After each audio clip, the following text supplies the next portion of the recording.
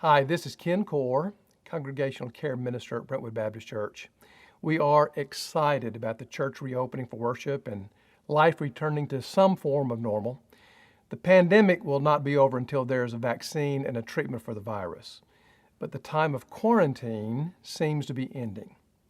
For some, this time of isolation has been a good experience. They enjoyed working from home, having extended family time, but for others, this pandemic and the time of isolation has been traumatic. Some have lost loved ones, some have lost jobs, some have lost businesses, some have become depressed and even suicidal. And if you're one of these, it may be difficult to be excited about the reopening.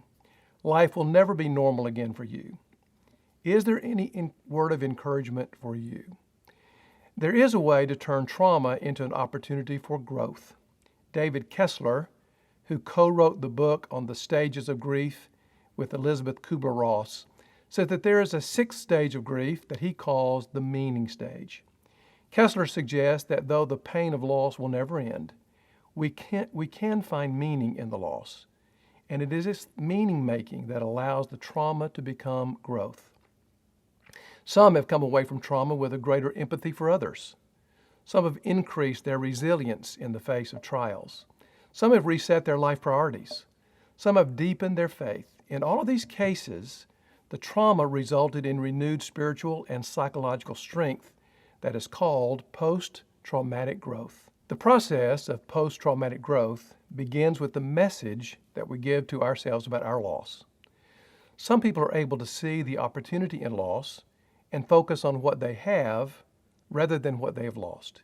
It is the meaning that we give to the events that makes the difference between traumatic growth and traumatic despair. In his book, The Happiness Advantage, Shawn Achor offers the ABCD model for turning trauma into growth. The A stands for the adversity that we can't change. The pandemic and its consequences are now part of our history, and regardless what we think, we can't change that reality. The B stands for our belief about the event. What are you telling yourself about this experience? What is the meaning that you're reading into these events? The C stands for consequences. Do we allow the trauma to permanently paralyze us into despair, or do we move forward with hope? Finally, the D is for disputation. This involves challenging our beliefs that are not healthy and giving ourselves healthier perspectives. Let me give you a biblical example. The Apostle Paul once said, "All things work together for good to those who love God and are called according to his purpose." Paul wrote these very words from a Roman prison. Clearly, he does not mean that all things are good. His imprisonment for the gospel was not good, but he believed that God is at work in all things, bringing about good. Having been unjustly imprisoned and condemned to death, Paul could have become bitter and angry with God, but his ability to see meaning in the events allowed Paul to believe that God was at work, even in crisis, and to have hope. I never want to minimize anyone's loss.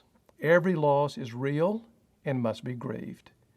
The grief may last for a while, but the grief can lead to growth if we seek to find the meaning in the loss. This is Ken Core with a mental health moment.